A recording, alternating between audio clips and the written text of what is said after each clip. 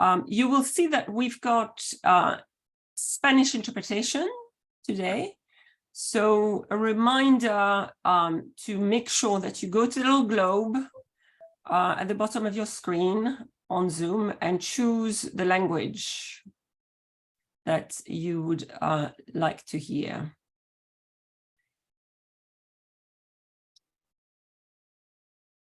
Welcome, everybody. We're going to start in a few minutes. We're just allowing colleagues to join, which I'm just going to give it 1 more minute.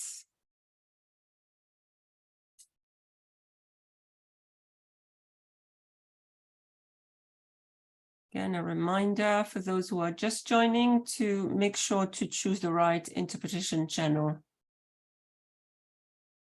at the bottom of their Zoom screen. We have Spanish interpretation today, thanks to our wonderful interpreters.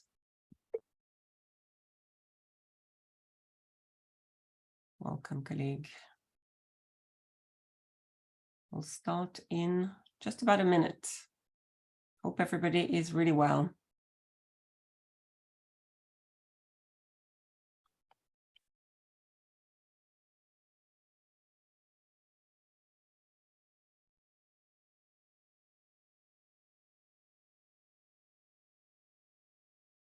Wonderful.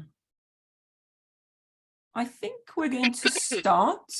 Just a reminder, the meeting is being recorded to enable colleagues who are not able to make today to catch up. There will also be notes of the meeting, summary notes of the meeting to make sure that everybody has that after the meeting.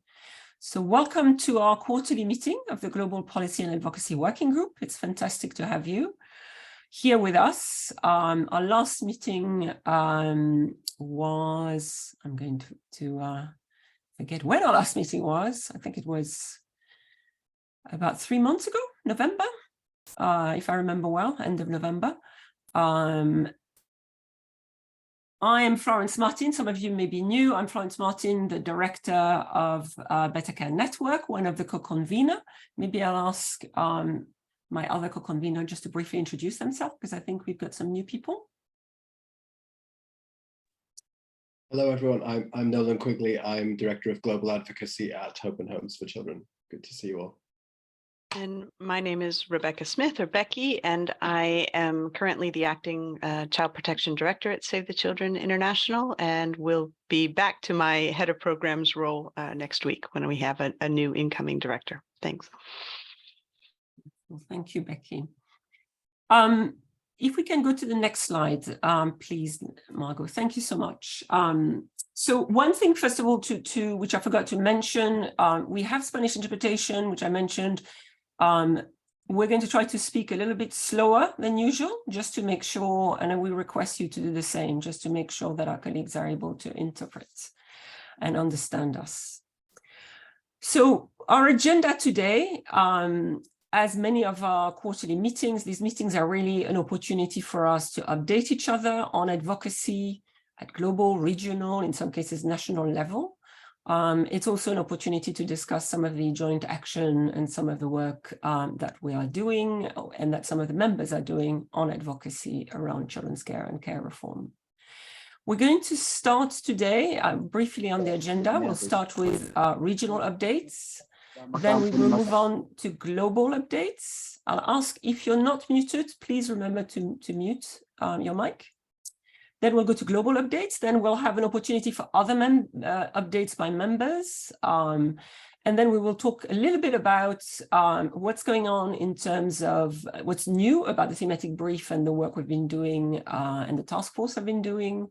Then we will move on to a discussion. Hopefully we'll have time to really go back and discuss what are we doing in relation to the implementation of the CRC Day of General Discussion recommendation and brainstorm a little bit about what else needs to be done.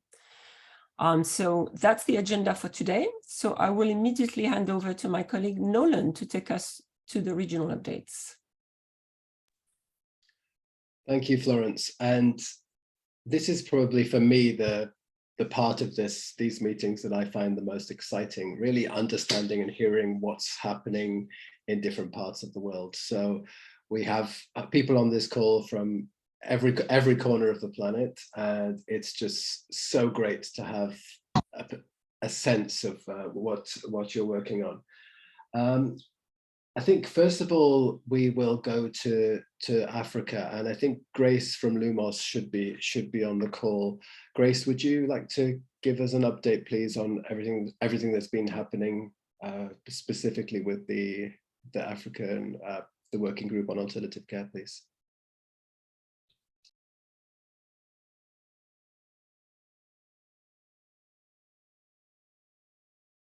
Grace, are you there?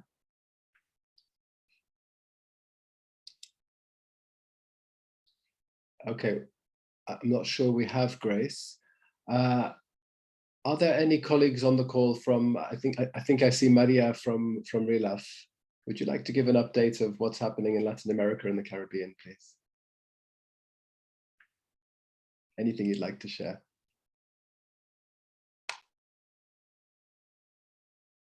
Bueno, perfecto, muy bien, muchas gracias. Mi nombre es María Sánchez Brizuela, yo soy coordinadora de RELAF, que es la Red Latinoamericana de Acogimiento Familiar. Un saludo por parte de Matilde Luna, que es nuestra directora. Bueno, realmente América Latina ha estado dando seguimiento muy de cerca a las recomendaciones. Tenemos un hub, como ustedes saben, un nodo de cual RELAF forma parte. No me quiero olvidar de ninguna, así que las voy a mencionar a todos. Estamos reunidos en el hub con aldeas infantiles, con DOCEL, con el Instituto Interamericano del Niño, con Lumos, con la red de egresados, con Save the Children y con UNICEF. Somos entidades que, como ustedes, bueno, algunos nos conocen, otros un poquito menos, todas venimos militando los derechos de los niños, el derecho a vivir en familia de los niños privados de cuidado parental, desde distintos lugares, y bueno, nos ha nucleado el año pasado, justamente a partir de preparar el rumbo al día de debate general. Hemos tenido la oportunidad de tener representación del hub en el programa del día de debate, y por supuesto, bueno, ahí está Mariana Incarnato, justamente ella fue quien estuvo en representación del hub, y luego de esto hemos estado muy atentos a las recomendaciones, a la traducción oficial de las recomendaciones en español, para poder comenzar un trabajo de difusión y de seguimiento de las recomendaciones a nivel regional. Y bueno, hemos tenido allá por noviembre, Mariana, si me confundo, corregime, ya por noviembre un webinar, sí, en el que hemos estado nosotras, todas las entidades que yo he mencionado, con una fuerte participación también de jóvenes, en este seguimiento. Y bueno, estamos desde allí hasta hoy reuniéndonos periódicamente para dar seguimiento. Mariana, quizá podés comentar resultados de la última sesión, que en lo personal no tuve oportunidad de participar. Quizá ella nos pueda completar un poquito más. La semana que viene estamos teniendo una nueva sesión, con lo cual es un grupo muy activo y bueno, con un objetivo muy claro, que es el dar el seguimiento a las recomendaciones y llevarlas a la práctica en América Latina y el Caribe. Así que bueno, gracias por el espacio, por la escucha, y le dejo la palabra a Mariana para que complemente un poco lo que he presentado yo. Gracias, Mariana. María. Bueno, ¿cómo están? Buenos días para nosotros y buenas tardes para todo el resto, creo. Simplemente agregar a la información de María que otro producto que se desarrolló desde Save the Children, pero con apoyatura del Hub para América Latina, es un video para hacer amigables las recomendaciones del comité, las últimas. Y un poco toda la perspectiva de garantizar la participación de las personas en el cuidado, con experiencia de cuidado que tiene el hub, se traduce en productos como este, ¿no? O sea, ¿de qué manera traducimos para que los niños y las niñas entiendan qué es lo que se debe hacer y lo que no se debe hacer cuando están en el cuidado, por ejemplo? Hay un producto más que todavía no hemos desarrollado, pero que lo tenemos en agenda, que es la adecuación, un documento para organizaciones de la sociedad civil sobre cómo garantizar la participación en el cuidado y no solamente para los sistemas residenciales, pero también para los sistemas familiares de cuidado. Y eso sería un documento más técnico que está para producirse desde el hub. Bien, eso es todo. Gracias. Thank you so much, colleagues. I think it's so exciting. If you have any questions for either Maria or Mariana from Latin America, please add them in the chat, and we can come to them afterwards. We have other colleagues waiting to join. I have is Grace there from Lumos in Kenya? I think she's just having some connection problems, but we'll maybe come back to her. Is Dr. Kiran Modi here from Udayan Care? Okay, so I'll give a brief update of BICON. So for those of you, could we go back to the slide before, please? For those of you who don't know, BICON is the biannual conference on alternative care that takes place within the Asia region. And there are several of the organizations on this call that are part of the committee organizing this exciting event. We're delighted to announce that we have a date for an in-person BICON conference this year. It will be taking place in September, the 6th and 7th of September in Kathmandu, Nepal. So more details are coming, but please keep the date for now. That's 6th and 7th of September in Kathmandu, Nepal. And there will be opportunities for hybrid participation, virtual participation, and so on. There will be also a lot of care leaver and care experienced young people involvement in this event. So early days, more detail will be coming about that. Grace, are you here from Kenya?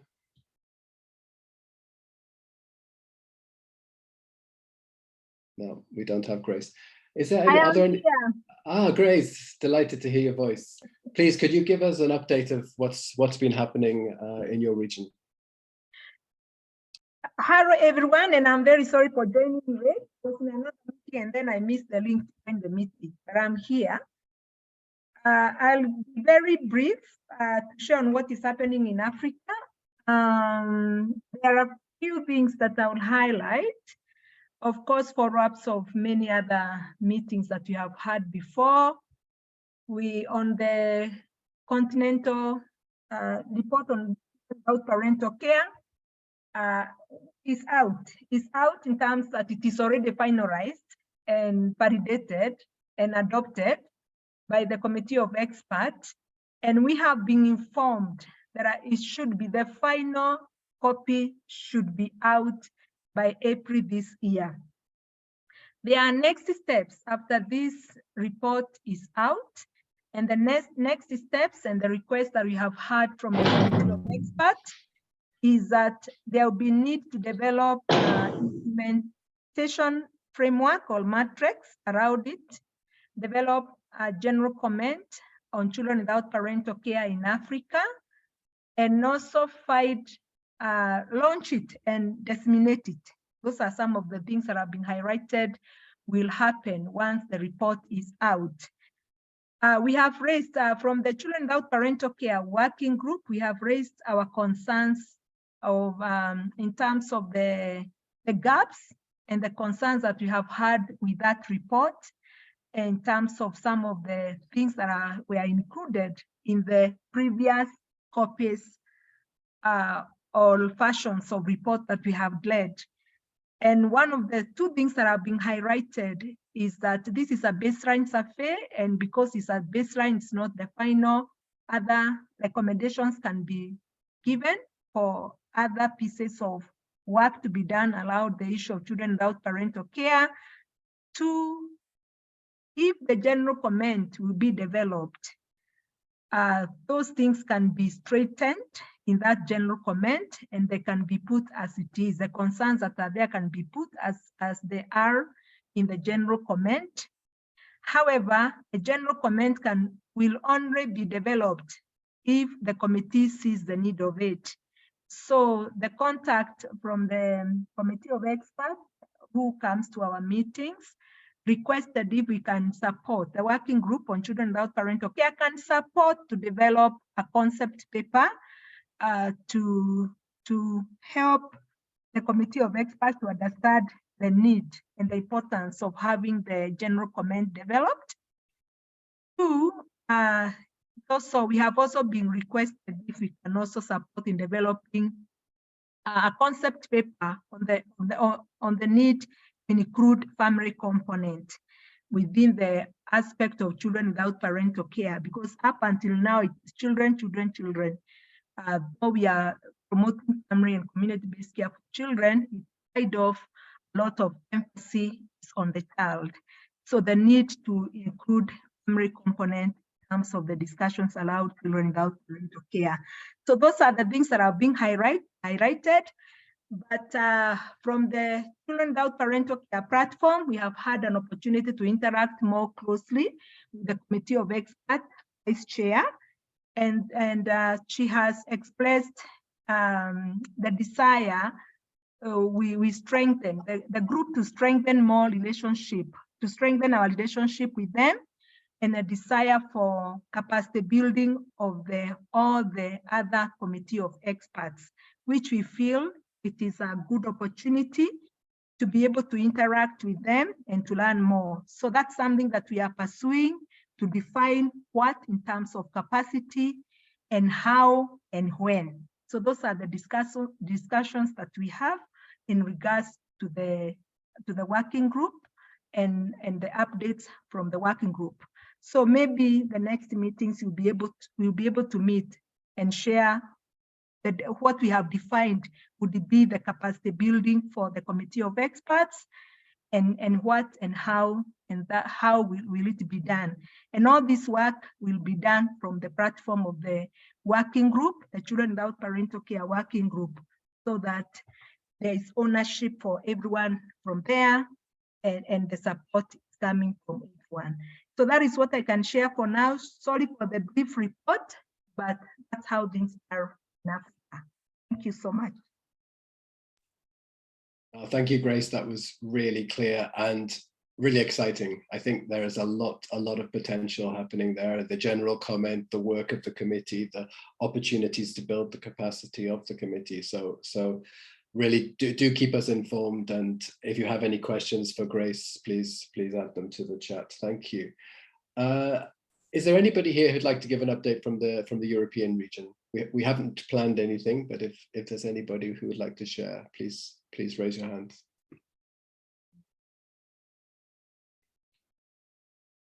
Okay. I think we'll move on then in that case. Thank you, everyone. It's really exciting to have these regional updates, but please continue the conversation in the chat. Next slide.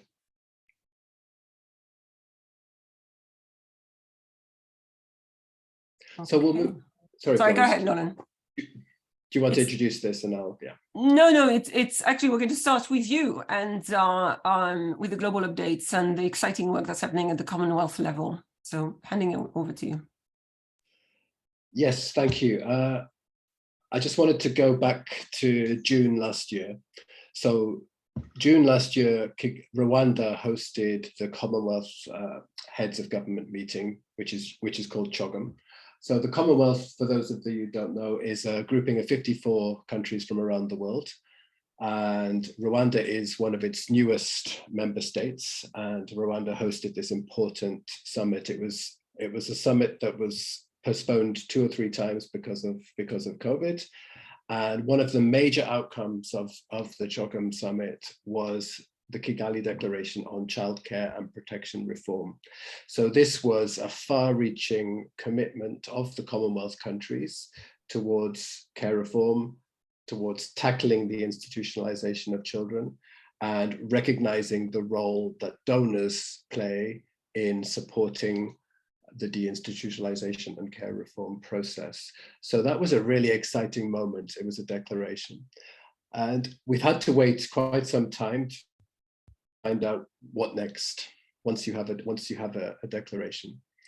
And just this last week, we had the Commonwealth Secretariat, which is based in London, hosted a high-level conference for governments from around the Commonwealth. And at that summit, they reaffirmed the commitment of the Commonwealth towards ending the institutionalization of children. So the Commonwealth is positioning itself as a major supporter of care reform. The next steps are likely to be regional workshops, regional conferences, bringing together governments and encouraging governments to share their experiences of care reform. So for example, some of the initiatives that Grace shared from the Eastern Africa region will also potentially be linked to Commonwealth actions. So the Commonwealth itself is not an organization with a particularly strong power, but what it does do is it brings together, it convenes different governments, and it supports governments to share technical knowledge. So we're really hopeful that it will lead to something concrete. I'll share in the chat a link to the statement that came out of last week's meeting, but it was a really positive moment and a really strong message from the Commonwealth. Thank you. Thank you, Nolan. That's really exciting. And make sure if you have any questions on the Commonwealth to follow up with Nolan and other connected to other colleagues who've been involved with this. Next, we have another exciting event and opportunity that are happening, and Dragana, I think, is with us and agreed to speak a little bit about the CRPD-DGD that's forthcoming around the person with disabilities in emergencies. Dragana, are you with us? Hi, everyone. Yes, I'm here. Hope you can hear me well. And thank you for the opportunity to speak a little bit about the event.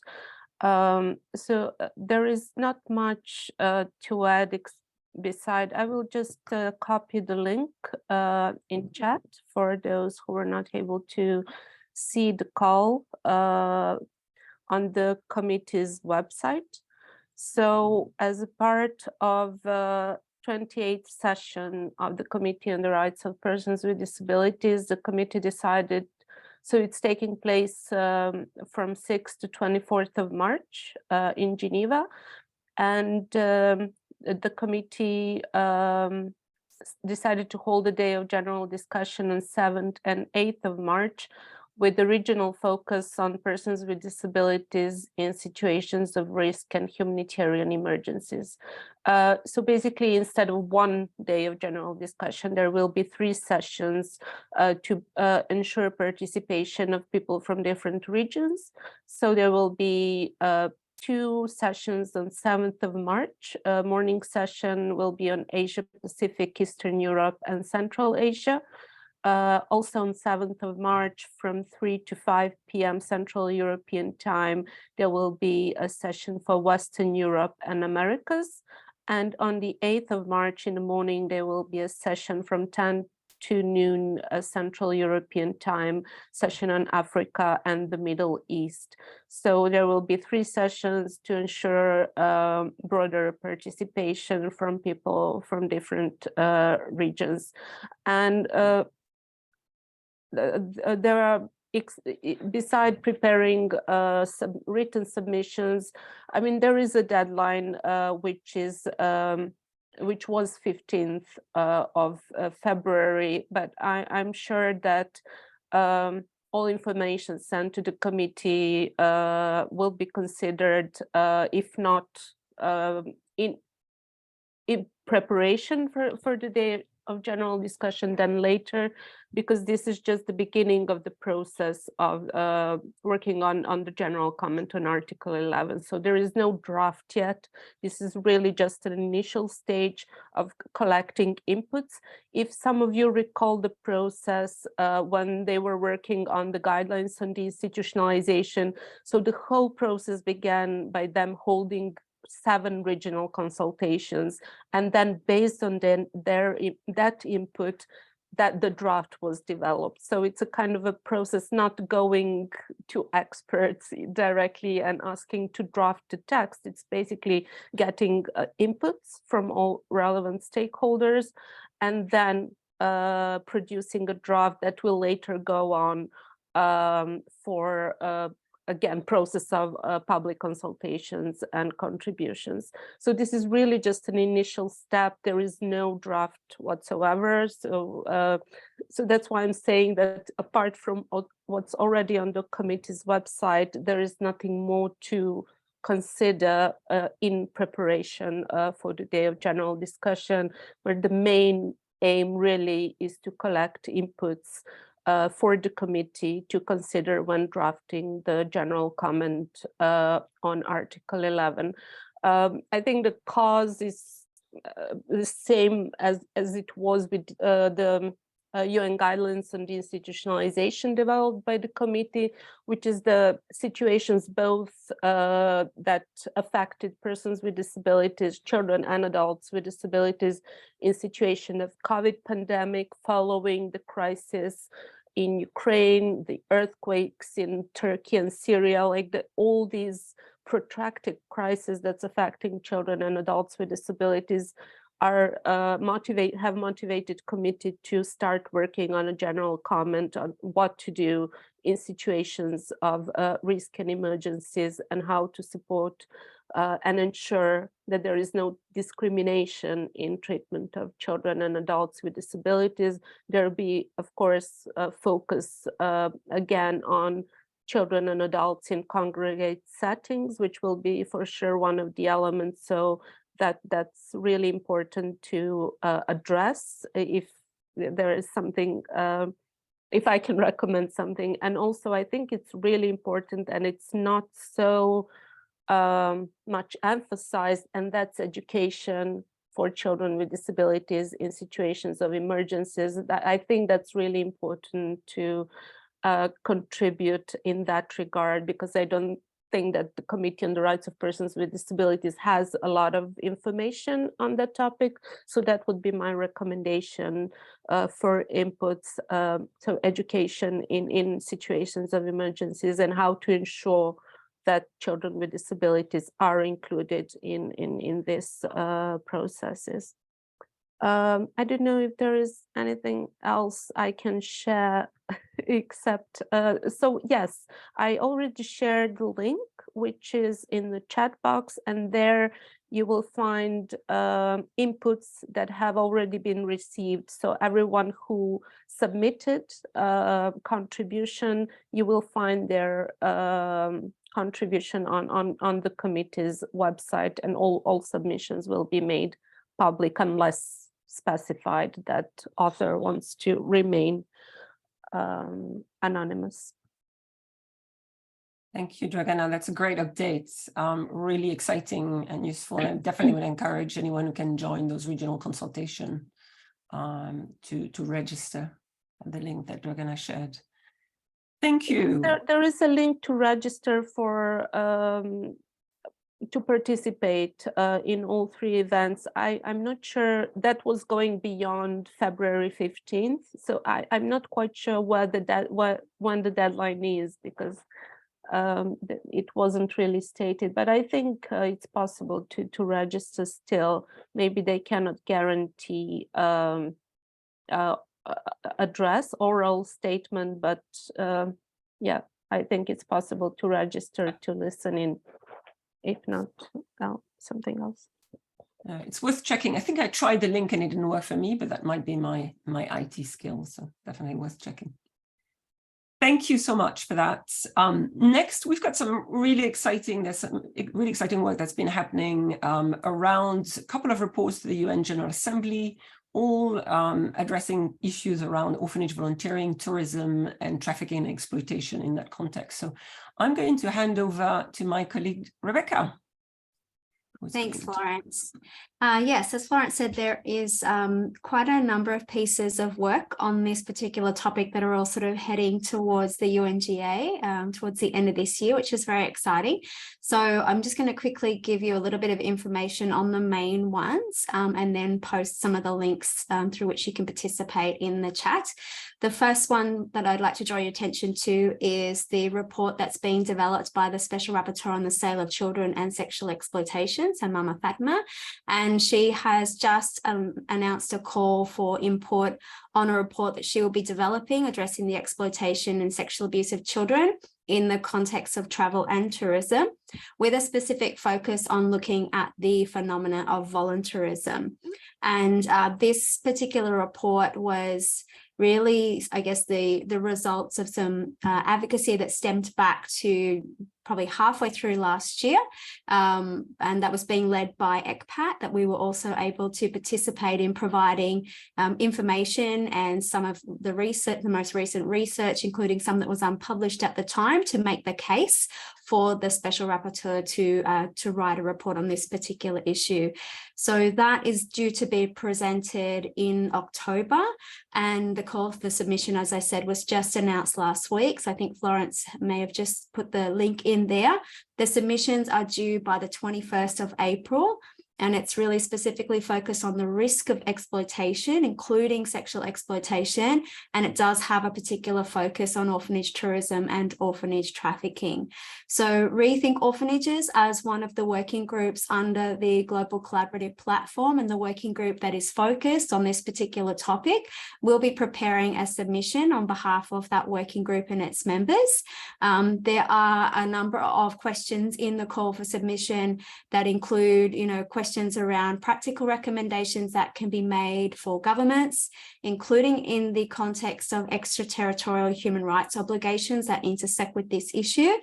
And so some of those questions are really conducive to us being able to draw quite heavily from the Rethink Orphanages submission that was made on extraterritorial obligations regarding orphanage tourism and trafficking during the DGD to the CRC committee, and also on the thematic brief on orphanage tourism, volunteerism and trafficking, which I'm very happy to report. And as you would have seen in the updates, the task force has just finalised this week and just completed their external review and integrating feedback from that external review. And one of the noteworthy things about that was that the external review included seeking feedback from intergovernmental working groups who are specifically focused on the issue of volunteering for development, and the Parliamentarian Task Force on Human Trafficking. And so between those two groups, we had representation from over 30 countries and the specific agencies who are looking at this issue. So that already creates a bit of a body of consensus around some of those recommendations that we'll then be able to carry forward in the context of that submission. So if you'd like to participate in that, you're very welcome to, if you're not part of the Rethink Orphanages community, to join that working group, contribute to that submission, or look at the call and also consider submissions from your own organisations in addition. The second opportunity we have this year is that the Special Rapporteur on the Violence Against Children, so Najat, who many of you know, will also be preparing a report on child protection in travel and tourism in preparation for UNGA this year. And this report is designed to take stock of progress that has been made since the launch of the global study on sexual exploitation of children in travel and tourism that occurred in conjunction with the International Summit, which was, I think, around 2016, 2017, around there. And that was looking at shifting the paradigm of building back better. So the whole tourism agenda of building back better, to shift it so that it does have a stronger focus on building back better in ways that are safe and protect children. So that call for submissions has not yet been announced, but we were told last year when we had a roundtable around this to gather initial kind of framing information in preparation that it would be announced within the first quarter of this year. So it's something we expect to come out reasonably soon. And again, that report is due to be presented during UNGA later on this year. The Special Rapporteur also informed us that there is an intention to hold side events around this issue in conjunction with the release of the report. So there might be some opportunities to participate in some of those events as well as in the call for submissions.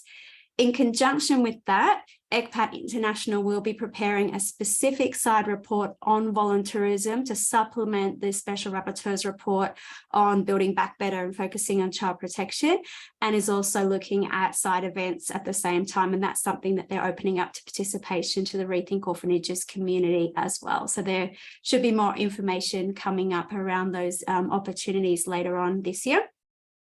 The last one I want to bring to your attention is the Interparliamentary Union, which, for those of you who are not familiar with the IPU, is the Global Organization of National Parliaments, and it's comprised of 178 parliaments of countries. And they have put forward a resolution on orphanage trafficking to look at what parliamentary bodies or parliaments themselves can do to examine and to combat issues of orphanage trafficking and the connection to orphanage tourism. So Senator Linda Reynolds is the rapporteur, as I'm sure is not a surprise to many of you who know her and her passion for this issue. And the draft of the resolution is currently going through its initial drafting stage. There is a preparatory debate happening on the 16th of March during the meeting that's coming up in Bahrain. And then the resolution is going to be finalised and put forward for adoption during the assembly in October. So this is something that we've already been able to have some input on the draft, and we have already provided the thematic brief as a basis for drawing recommendations from. But once the debate happens, then it will open up a little bit more broadly to experts to participate in that drafting process. So we're hoping at that point, we might be able to actually seek feedback from the Rethink Orphanages community. So again, that would be worth making sure you're in that group or watching out for messages on that group if that's something you'd like to participate in. I think that's all from me. Thank you. Fantastic, Beck. And it's such an exciting time after the COVID lockdown, and it all went quite quiet for obvious reason, which was also good news. But now to have such a real focus on the issue at a time when the industry is really ramping up again. It's also, just to add to what you said, a really good example of why having a really good thematic brief can be very helpful and very strategic, because we basically can use the brief to influence a range of advocacy opportunities that are happening. And we've got pretty much a ready-made agenda to put on there. And then that agenda has built and has drawn from the DGD, the Committee on the Rights of the Child recommendation, as Beck said. We were able to put in there some actually groundbreaking language on the issue. And so building really our policy ask and the government's commitment around really protecting children and ending orphanage volunteering and exploitation in that context. So it's a really good example of how we can link up these opportunities. So thank you so much for that. And definitely reach out to Rebecca and our colleague Gabriela and also to the ARO community if you want to be involved or if you've got questions. So thank you so much. Next, this is actually something that I'm going to be speaking about on behalf of colleagues. I think no one can fail to be aware of in the news, both with the anniversary, if that's the word, the 1 year of the conflict in Ukraine, and also there's been a lot of news, a lot of reports coming out looking at the situation in particular of children being forcibly transferred to occupied areas of Ukraine or to the Russian Federation and deported, and also the use of adoption and also a change of citizenship for some of these children.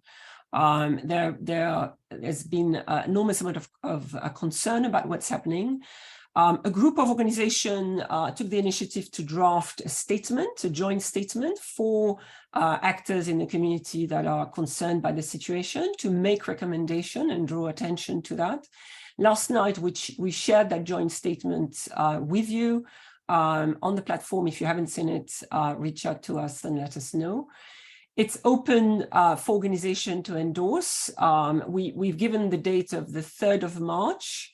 For the first stage of organization endorsing. It doesn't mean that after the 3rd of March you won't be able to endorse it, but it will then be released on the 3rd of March with the endorsing organization. you'll still have an opportunity to endorse it. It really draws attention to the situation, the concerns, to the fact that the forcible transfer, deportation, and adoption of these children are violations of human rights, but also of humanitarian law.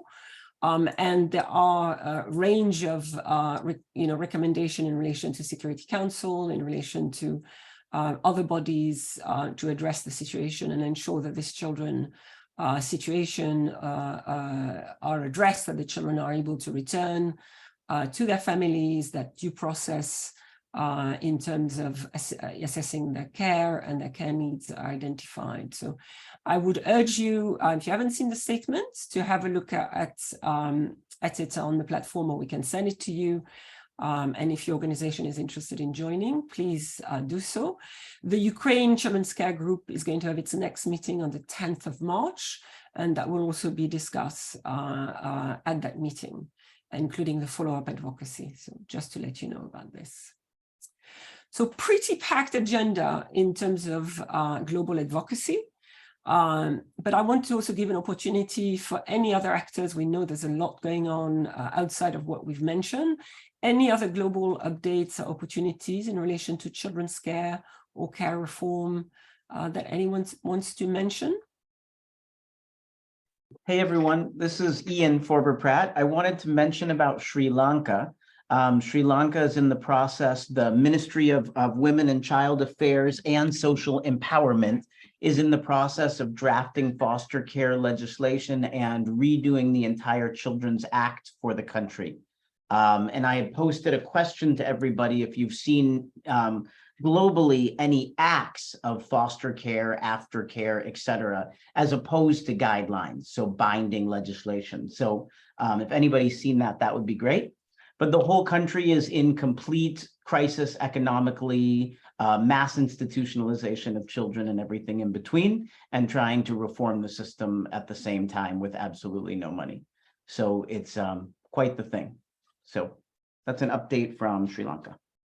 Thank you, Ian. That's great. And I did see your posts. If colleagues have reference, please do respond to Ian. I will say that for myself, I generally know of legislation that includes foster care, but that generally are part of broader Children's Act rather than specifically on foster care. But definitely encourage colleagues to respond to you, and thank you for that. And Ian, just to say from Save the Children's side, we used to have a very big deinstitutionalization program in Sri Lanka, probably about 10 years ago, and I can connect you with colleagues. But obviously, they've switched to looking at the humanitarian response at the moment, so they are pretty flat out. But I'll try and connect you with the colleagues that I have there. Thanks, Becky. Thank you. I think in terms of global opportunity, global updated opportunities, unless there's anything else. Oh, I see Dr. Anne Muluka, please.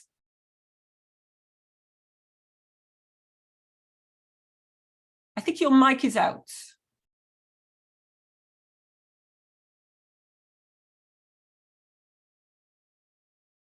Can't hear you yet. I can't hear you yet. If you can hear us, we can't hear you. Okay, does that work? That works. I have to remove my headphones. I'll have to check my headphones and see what's happening. So morning, afternoon to everyone. My name is Muluka Anmiti Drummond. This is my first time to attend this session. And I just thought I'd take this opportunity to kind of introduce myself and give a bit of update from my end, which is not that much. But I am the UN independent expert on the enjoyment of rights by persons with albinism. And I joined the group because a lot of issues have arisen around institutionalization of children with albinism, and mainly for two reasons. Firstly, because of stigma and discrimination against children with albinism, and a lot of children with albinism end up being rejected either by both parents or one parent, and then the remaining parent is unable to support the child, so then they end up in institutionalized care. But another reason is because of, unfortunately, because of the condition of albinism and the belief predominantly in the African continent that the body parts of persons with albinism can provide some kind of wealth or fortune or good luck. People with albinism are often targeted for their body parts. And this is happening more and more to children with albinism. And so last year I undertook a visit to Madagascar, where children with albinism are being particularly targeted for their eyes, unfortunately. And this was leading to a lot of fear among parents that their children would be targeted and, you know, hurt, harmed, killed, and even they themselves as parents would be targeted in the process of people trying to get to their children. So what happened is that in the end, a number of parents were putting their children either in institutional care or leaving the children with police, you know, in police stations where they thought the children could get better care and better protection from such attacks, and they themselves wouldn't be victims from the attacks. As some of you may know as well, in Tanzania, there was a lot of shelters set up when there were a lot of attacks against children with albinism. So shelters were set up, which were supposed to be temporary shelters for children with albinism, and ended up being permanent shelters with children being separated from their families. So in Madagascar, when I was there, a lot of question was being raised around creating shelters for children with albinism. And a lot of people were proposing and requesting that shelters would be set up specifically for the protection of children with albinism. So obviously this led to a lot of questions and concerns. I share the concerns around institutionalization, the importance of best interest of the child and the family as well, protection of the family. But I think Madagascar, the question was very much that they felt they could not protect their children, and that, like I said, they themselves were at risk. And if they could not, what could happen? And they felt that the shelters were urgent needs at that point.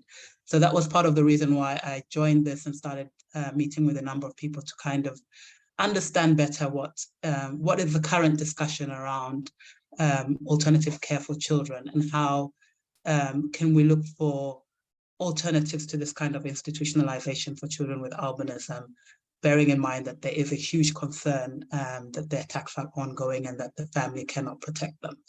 So yeah, I just thought I'd introduce myself at the moment and explain my purpose for being here. Thanks so much. And then I think just quickly, as an update as well, I know Grace mentioned the committee, the African Committee of Experts on the Rights and Welfare of the Child. Last week I was in Kenya with the committee as well.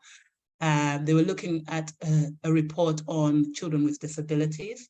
But a part of that report, obviously, is also on alternative care for children with disabilities who are also often neglected by their families or abandoned by their families. So I wanted to highlight that as well, as it's a separate report, but has an important component on children in alternative care.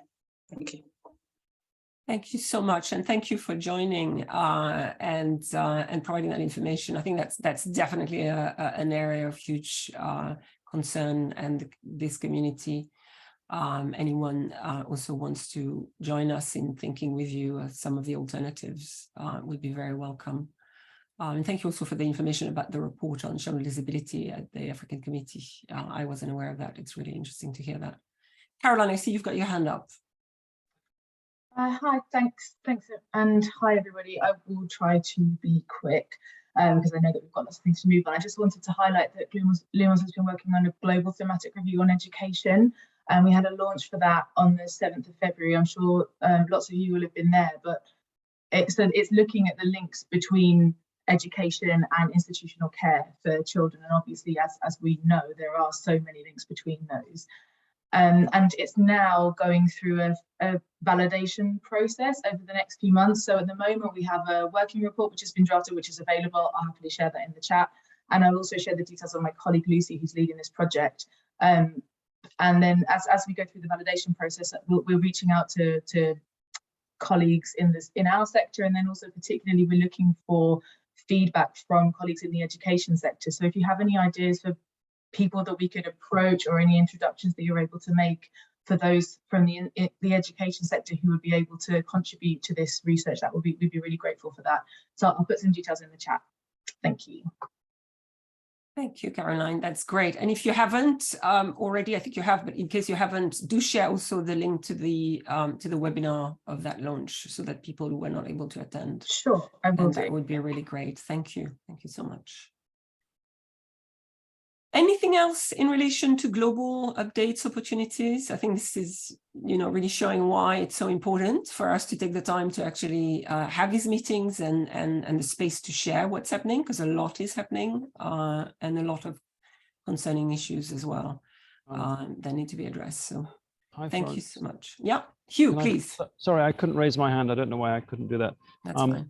So also my camera will give out soon probably, but just to say that so I'm director of Global Social Service Workforce Alliance. I know most of you, but I haven't been to this group, I don't think, before, but I've joined recently. And we're going to be looking to try and set up or reactivate the task force on social service workforce and its role in care system reform. So just watch this space, really. I just wanted to mention that, and be looking for co-conveners. So if any volunteers or nominations, that would be great. And great to hear about the education report, because we've also done a report on the role of the workforce in schools, which I think is crucial as part of prevention. When social service workforce are working in or with schools, they can be very much on the front line of preventing unnecessary separation. Also in health settings, for which we have another report. Anyway, so just a quick post on that one. Thanks. Thank you, Hugh. That's great. And in fact, it comes up a bit later as well. So if you're not there, just to say it will come back as well in the next discussion. Thank you. I think we can go to our next item on the agenda. Next slide, Margot, please. I think we've done other updates, unless somebody's got another suggestion. No? So at the last meeting in November, we actually focused quite a lot on the updates, both in terms of our work plan as a working group, our priorities, one of which, of course, is the development of the thematic briefs and the various task forces that are being set up.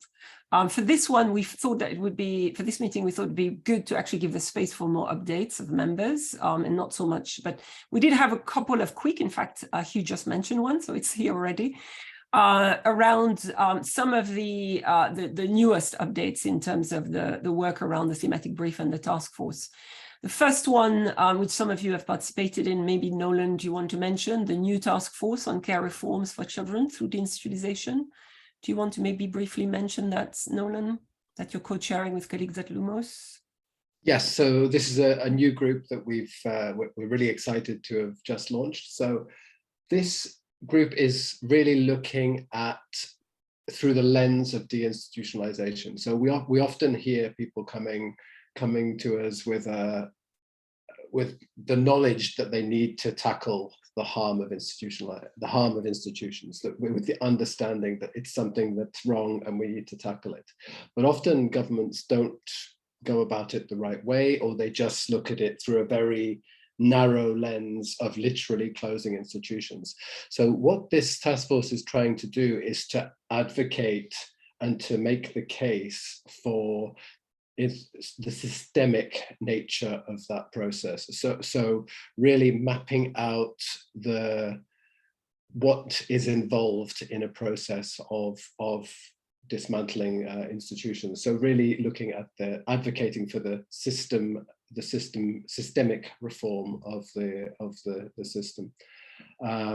So yeah, we've just started to meet, and we have a small subgroup meeting tomorrow to actually start developing the initial draft. So if you're interested to join, please find us on the platform website, and please drop us a message. But we're hoping to have a bigger consultation session with the wider group around end of April, early May.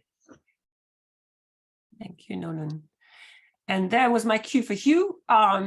There is, as Hugh has mentioned, discussion of the task force on the social service workforce strengthening as part of care, or in the context of care reform, and Hugh has already spoken about that, so watch that space. Also reach out to Hugh if you're interested in participating and joining that. Another update is, and we've mentioned this before, we haven't actually acted on it yet, but the co-convener of the Global Policy and Advocacy Working Group, so that are here at this meeting, are going to be setting up a task force group, working group, it may not be called task force, to really address the question of definitions, or try to address the question of definition. We know this is a huge challenge in our community, both in terms of definitions that are unclear, but also disagreement about definitions or lack of definitions on some aspects. It's pretty critical for our community to come to address that. A lot of the definitions are fairly clear, and we need to, we need to be able to state them and also keep to them, because sometimes we find that things get redefined in different ways and it gets very confusing. Are you talking about a foster home? Are you talking about a small group home? Are you talking, I think you're all very familiar with some of the challenges. What do we mean by kinship care, etc.? So it's going to be very important, particularly with all the thematic brief and the advocacy work that we do, to try to, as a community, address the confusion and sometimes the disagreement around definitions. We will start the process and then consult with you about how to go about it. But most likely there's going to be a small task force and working group that's going to grow some of the existing documents, some of the documents that are, and of course, both at the international level, the guidelines, etc., both on UN guidelines on health care, on deinstitutionalization, etc., but also some of the tools and documents that have come out, which articulate at the practical level, at the implementation level, what those definitions are. And then that document then will go back to this group for approval and discussion. So watch this space. We will be in touch with you if you're interested in joining that challenge. Not many people are, but it is really quite critical. Thank you, Florence. Exactly. So we will we'll come to you, and we will come and probably harass you to be part of this. And if you're not able to join fully, we may come to you as a group asking for help with specific definitions that you may have particular knowledge of. So just to let you know that this is happening. Another quick update in relation to the Care Leaders Council. I know, Sev, you're here. Did you want to come in and talk a little bit about this, Sev? Sure. I'm currently in transit in a taxi, so I can't put my video on, but yes, I'm happy to talk a couple of seconds on this. So USAID has put together a group of young care leaders, young people with lived care experience and expertise on care reform, to really help inform and guide our work in supporting young care leaders and just ensuring that they are engaged in the process of everything we do as a community, as well as USAID. So we've had this council for the past 2 years, and as we were reflecting with all of the care leaders, we thought it would make a lot of sense with the Transforming Children Care platform collaborative to link together for the council to really be able, for the Care Leader Council to really be able to inform the broader donor community at large. So bilaterals, multilaterals, INGOs, all big organizations that are engaging, supporting, consulting with care leaders, that this council that is pretty impressive can also be a reference for the broader community. So, and then Florence will provide the update of we are transitioning it to be a council within the Transforming Children Care Collaborative. And I'll pass it on to you, Florence. Thank you, Sev, and thank you for joining from the taxi, and you must be quite exhausted. So yes, the council itself is transitioning. It has in fact transitioned on the collaborative. It's not yet visible because they are the members, the care leaders are actually working on revising their terms of reference, revising their vision, their work plans, also looking at their membership. As Sev said, one of the big changes is that its role will be to advise many more actors beyond USAID, although continuing to advise USAID and other donors. And so they need to also determine what this new council what are the parameters, what it's going to focus on, and they're in the process of doing that. We're organizing with them a face-to-face meeting, later in the spring, which is also going to give them an opportunity for the first time, because of course this has been COVID for the last couple of years, to really brainstorm together on this. And then once they're ready, also they'll share information about who they are, what they're doing. There's 16 individuals at this stage that are members of the council representing different regions. And also share externally what their particular focus is and what their interests are. So really watch this space. It's a real opportunity to engage with them, but also for them to engage with you and help influence. We know that one of the areas that they've worked on for the last couple of years and they're very keen in is how do we, the lessons learned and how do we strengthen networks, collaboration of care experienced young person at country level. That's a very big area of interest, and it's a very big area of needs. So that's, part of the work that they've been doing, and that's likely to continue. There will be others. They have many suggestions and ideas. So we'll provide more information and you'll have an opportunity to engage with them and the councils. Just wanted you to know that this is happening. Any question? Just want to leave a space. It's a lot of information. Any question on this or any? I'm not seeing any. Okay. Then final updates. One thing that, as you know, we developed right at the start when we talked about the thematic brief, we developed guidance on the brief. We now have, I think it's 8 task forces that are actually running, that are working at different stages. As Beck says, the one on orphanage volunteering and trafficking is almost ready. Others, we have a task force of care experienced young person with 30 members from all over the world that are working on transitioning from care. They're really just beginning. We have, Catherine has posted some updates from the conveners, and we would encourage other conveners to also put regular updates on the platform on this group. One of the key questions that we discussed right at the start, but we need to clarify further, is as the thematic brief are getting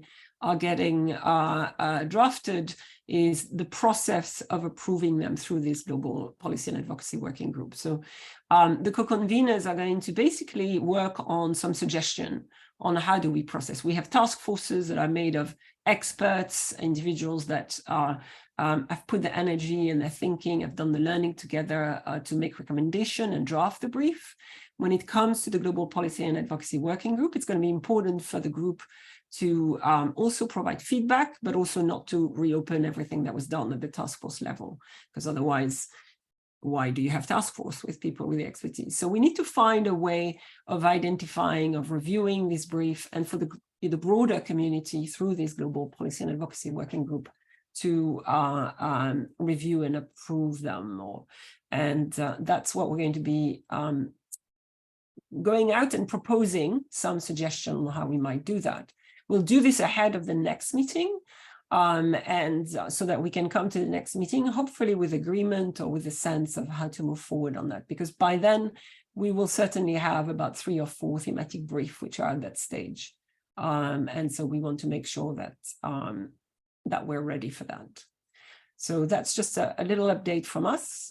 So again, watch this space. This will be coming. If you have any questions, if you want to support the thinking and so on, do reach out to us. We are more than happy to receive suggestion, ideas, and also people who want to put their hand up to help draft. We're all incredibly busy, and this is really critical work. So thank you for that. I think in terms of the task force updates, that's it. I don't know, again, leaving a little bit of space, whether there are any questions or comments or updates. And if not, I will hand over to Becky for our next discussion. So our next discussion is just to follow up on, the Committee on the Rights of the Child. The Day of General Discussion recommendations are now out. They did provide some critical recommendations. So we wanted to have a discussion as to, are we using them? How do we bring them forward? What should we be doing to make sure that these recommendations are implemented and supports sort of more of the awareness around it? There was a kind of a lag between finishing and then having the recommendations come out, and sort of, is there more that we can be doing to really promote where we've gotten to? So please do, let us know. Feel free to raise your hand or answer in the chat box.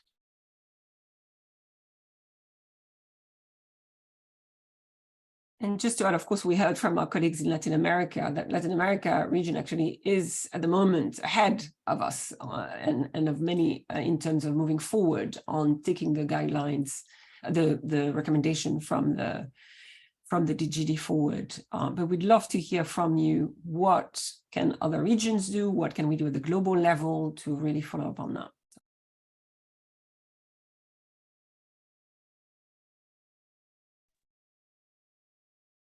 Just to say, from Save the Children's side, the Middle East, we're looking at, what does alternative care look like in places where they're using Islamic law or Sharia, and so they're having a workshop next year to try and look at what that means for the region. But that's just a sort of more of a starting point.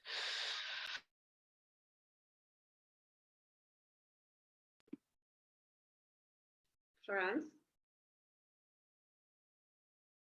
Gracias. Hago dos observaciones, una de aprendizaje de las discusiones que hemos tenido en el Hub de América Latina sobre el tema de cómo usar las recomendaciones o cómo generar uso de las recomendaciones. Hay un primer nivel que personalmente me preocupa mucho, que tiene que ver con cómo las organizaciones que formamos parte del Hub, de las plataformas y de los grupos nos aseguramos de los cambios y las transformaciones que podemos hacer de nuestras propias prácticas, ¿no? Porque habrán visto ustedes que es muy frecuente que nos reunamos para decirles a otros cómo lo tienen que hacer. Entonces, yo propondría, si ustedes me permiten, una especie de desarrollo de una herramienta que sea un poco un self-check. Porque en lo que hace particularmente al tema de participación y participación de las personas con experiencia de cuidado en las discusiones y en la reforma, pero también en relación al derecho a ser oído en los procesos de acceso a la justicia y demás, no hay un acuerdo común sobre cómo y a través de qué protocolos, instancias, herramientas se puede garantizar esa participación. Y cuando se habla sobre todo de personas que ya están fuera del sistema, que me parece que es un valor que está agregado recientemente a la discusión, que son personas adultas, mayores de edad, también tenemos que pensar nuevos modos de inclusión, en muchos casos, como trabajadores y trabajadoras de nuestros proyectos. Digo, lo pongo porque cuando las recomendaciones claramente indican que las personas con experiencias de cuidado, las madres, los padres y los trabajadores tienen que tener participación en la reforma, pues entonces en ese caso tenemos que crear canales de garantía de esa participación que son nuevos, que no estaban en nuestras safeguarding policies y todo el tipo de política que teníamos hasta ahora.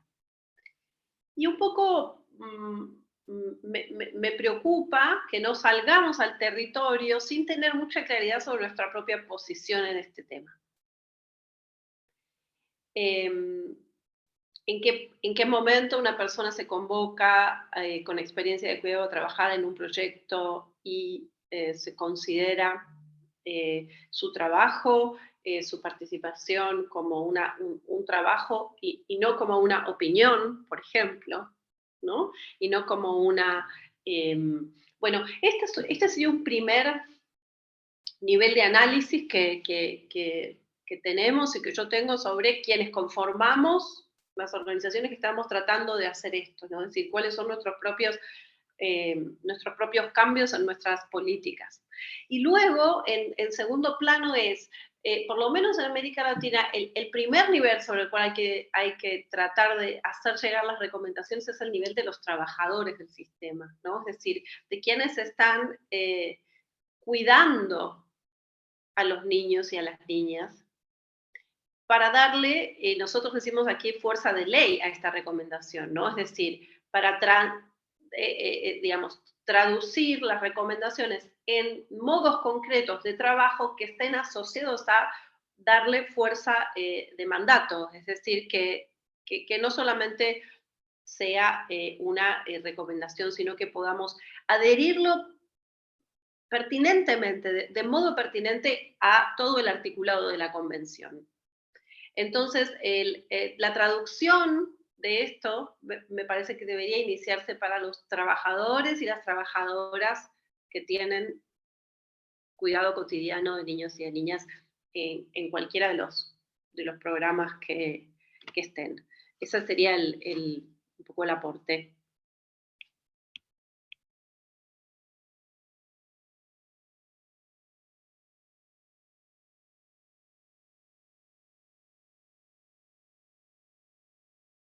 Great, thanks, Mariana, sorry. Anyone else on things to consider or things that you're doing or that we should be doing as a community to follow up and make sure that there's not too much lost momentum? I can just follow Becky on Mariana, because I think it's a really important point. As I think some of you know, this was one of the groundbreaking recommendation in the committee report from the DGD, from the consultation, which were, as you know, we had participation of parents and parents advocates. There is a parents advocacy task force, which is led by parents advocates, and they're working on their thematic brief. But I think the point that Mariana is making, which is critical, is how do we implement that? How do we take that to our work, whether it's working at the country level or the regional? How do we ensure that we integrate the mechanism to enable the parents advocates, the individuals, the groups, to actually be part of this discussion, to be able to make decision, influence, and so on? And I think that's a really critical part. It's not, as Mariana said, it's not good enough for us to get the recommendation out in the CRC document, but it's how do we realize that? So I think, Mariana, one of the things I would definitely encourage is conversation as well with the task force on parents advocacy, because they're working on their thematic brief, and I know they'd be really keen to have this discussion with you and others. But also, I think that's a perfect example of this question of how do we follow up and what do we need to do that at different levels. So thank you for that, Mariana.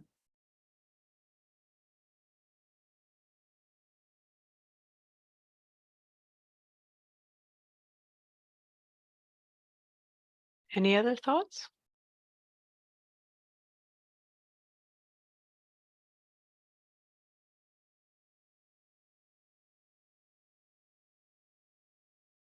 Nolan, go ahead.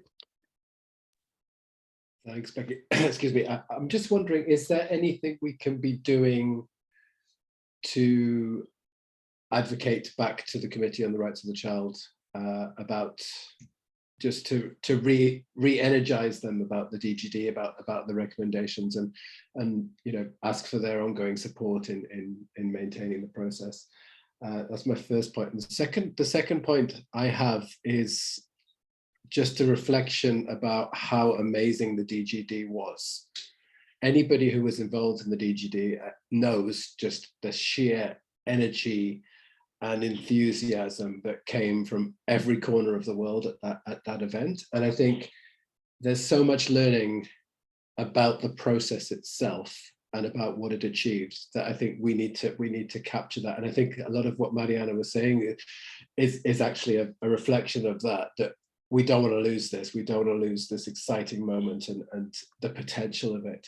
So I think we need to do two things. It's yes, continue to advocate for the recommendations, call call the CRC committee to account. But at the same time, I think we ourselves need to think, okay, how can we make sure we don't lose that momentum and lose the potential of the work? And I don't necessarily have an answer, but I just think we need to remind ourselves how incredible it was. And the DGD should always be like this, not like boring Geneva focused conferences.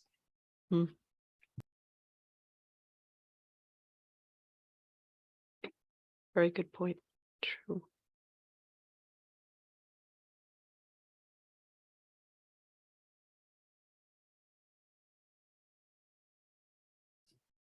I'm wondering whether there's something that this group can do, and I'm not volunteering any more work, but that can do even to try to unpack, like a kind of tool about unpacking, because it's a lot in those recommendations, but also how they can be used, or some kind of documents. Would that be helpful? I mean, I'm really also looking at colleagues in Latin America, because you really are ahead of many in terms of trying to look at their implementation with some kind of guide. No, I don't mean guide, because that's not really what I mean, but some kind of unpacking. These are some of the critical recommendations. These are some of the way you can take them, incorporate. These are, I don't know. I'm just thinking aloud.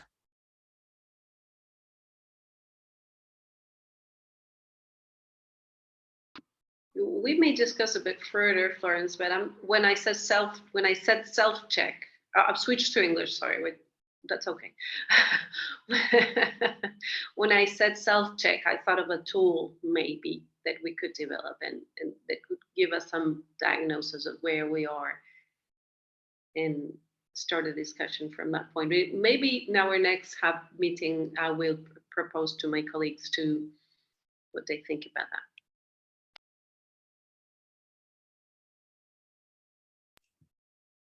Great suggestion.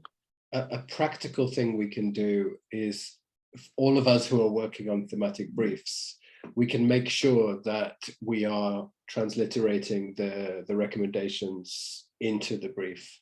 We can keep the recommendations alive. We can box them. We can reference them, and then when we do the initiative to bring everything together, we can make sure that we're keeping it alive, continuing to reference and continuing to include the recommendations. I think it's really important that we ourselves remind ourselves to use them. Good point.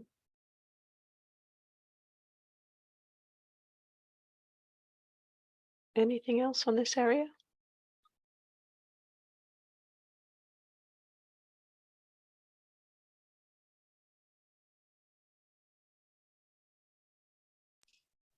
Tomo la palabra, Becky.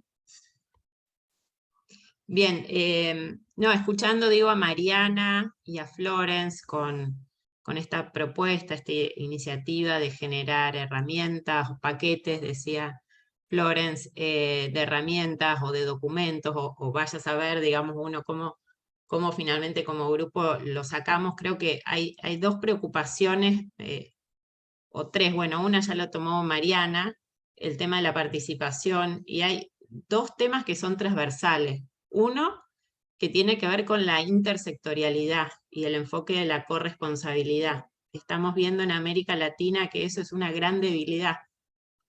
Estamos trabajando mucho con los organismos especiales de niñez, pero en general nos encontramos con organismos débiles. Entonces, y cuando se debe garantizar el derecho a ir en familia de todos los niños, necesitamos que estén involucrados salud, educación, los organismos especializados en género, discapacidad. Solo niñez, el área niñez no puede. Y eso se ve tanto en lo que es el armado de las políticas como en la propia práctica de los equipos. Se quedan sin herramientas si no se tiene esa visión integral intersectorial. Entonces, eso es algo que como grupo, si pensamos en herramientas, tienen que tener esa perspectiva. No puede estar todavía salud, educación, género, discapacidad por fuera de las conversaciones de la garantía del derecho a ir en familia. Y otro punto que me parece interesante trae Mariana y complementando en esto que ella decía de tener alguna herramienta o guía específica para la práctica, para el operador de base, creo que tenemos como distintos diálogos también. Hay un diálogo con los operadores, hay un diálogo con los decisores de la política pública y con los cuidadores y con los propios niños. Digo, son distintos diálogos que tienen un objetivo común, pero en definitiva la responsabilidad que tiene el decisor no es la misma que el operador que está en la práctica. Sin embargo, ambos deben estar alineados, porque a veces abogamos y logramos grandes decisiones, pero cuando las llevamos a la práctica no tenemos los equipos técnicos formados. Entonces hay una brecha entre lo que se decide y lo que se hace. Y a veces es al revés. A veces tenemos equipos técnicos muy sensibles y por ahí son equipos nuevos y tienen un enfoque de derechos y chocan contra el sistema o con autoridades que están en otra línea de trabajo. Que uno aboga por el derecho a ir en familia y te inauguran una institución. Que ves que en las decisiones se está retrocediendo. Entonces, bueno, creo que esto, el enfoque de la corresponsabilidad, de la integralidad y el poder identificar distintos interlocutores. Si hay versiones amigables o herramientas, quizás serviría pensar en que hay distintos niveles de decisión y de llevada a la práctica de las recomendaciones. Y por último, solo una reflexión, digo, nosotros con Mariana les contábamos qué estábamos haciendo como nodo, como grupo de entidades movilizadas por el derecho a ir en familia, pero no hay que desconocer que, claro, más allá del nodo, y que entendemos que el nodo es un gran aporte a la región, en los países hay realidades muy diversas y también hay autoridades y equipos, estados que están tomando el tema y están haciendo avanzar, más allá del día de debate general, más allá de las recomendaciones, que sí, son herramientas que se adicionan, pero que hace años ya desde las directrices y de la propia convención vienen haciendo avances concretos. Y las organizaciones que estamos en el nodo, además de estar a nivel regional dialogando, estamos trabajando nosotras, cada una de nosotras, en distintos países, movilizando la política pública, ¿no? Y eso es importante también, como tener en cuenta esto, que tenemos esta visión general, pero no desconocemos las realidades propias de cada uno de los países y sus procesos. Eso sería mi aporte. Gracias.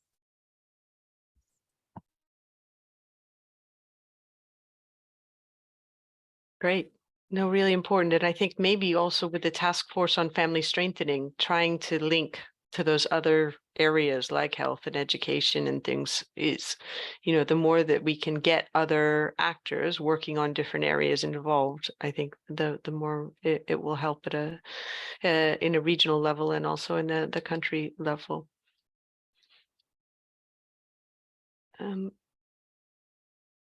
I think there were some other hands up, or did anyone else want to respond to Maria's point? Because I think that's also what Lumos was looking at, is like, if we don't look at education, then we're also not recognizing one of the main reasons that children are institutionalized in the first place. And then we're all acting separately, or we have this big ambition to be very integrated, but then the reality is we need to involve a lot of other stakeholders for that to happen effectively. Dragana. Yes, thank you, Becky. So I just wanted to use the opportunity, presence of colleagues from Latin America, just to share information. So following the publication of DI guidelines, UN guidelines on institutionalization, DRI and the committee member Amalia initiated Inter-American Coalition on Deinstitutionalization. So I would encourage everyone from the region to reach out to my colleague Priscilla. I will put her contact in the chat box. For now, it's an open coalition, and basically, currently there are representatives from 7 countries. Already there are 25 members. These are mostly organizations of persons with disabilities and families of children with disabilities. But I think the broader membership, the better, because it's an open coalition. Basically, the organizations gather to share and disseminate the guidelines on deinstitutionalization. So I would encourage everyone to reach out if they're interested in whether joining the meetings or joining the coalition, which is not formal, but still, if you want to be part of the network and share information with other organizations which have gathered, please reach out to my colleague Priscilla Rodriguez and Lisbeth as well. So I will put both of their colleagues, both of their contacts in chat box because at the moment they are coordinating meetings of the coalition. Sorry for it's not strictly It's good connected. to connect. Yeah, That's yeah. the point, though. Is I Yeah. think we need to connect, which is why we're coordinating together. Great. Yeah.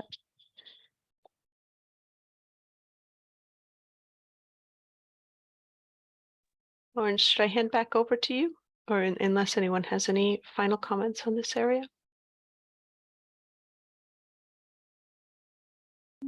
Just really I think we've come to pretty much the hour, finishing a little bit early, which is good. But really thanking you all for participating. There's a lot of work going on. There's a lot of task force. There's a lot of thematic brief. It can be quite confusing as well. So do reach out if you've got questions or if you want to get involved. And we will try to, and we'll ask the conveners to update more regularly on the platform so you can actually have written updates. It's that delicate balance between using this meeting to share information and then also having the space to be able to move forward and discuss how do we move on. So we really appreciate your time. We know it's precious and your contribution. If you have suggestions, please reach out to the conveners and ahead of the next meeting as well, and we'll be in touch with you through the platform as well. So thank you so much. Thank you, Dragana. That was a really important information, and thank you for sharing Priscilla's information. Really appreciated. One reminder, if you have information, you don't need to wait for us to put it up there. If you're working on something, the platform, it may sound a little bit confusing, but it's actually quite simple to post. So we would encourage you to use it more, just to even let people know what you're doing, what opportunities there are, or if you have a question or a thought. Ian's done it. We appreciate that. The more we use it, the more people will feel confident as well in responding. So if you have any question on how to do that, Catherine, my colleague on this call, and Margot are fantastic at helping troubleshoot. How do you post? Why can't I find my ID and stuff like that? So we encourage you to be in touch with them. Thank you, everyone. We really appreciate your attending, and we look forward to continuing this discussion. Have a great rest of your day. Bye-bye, everyone. Thank you. Bye.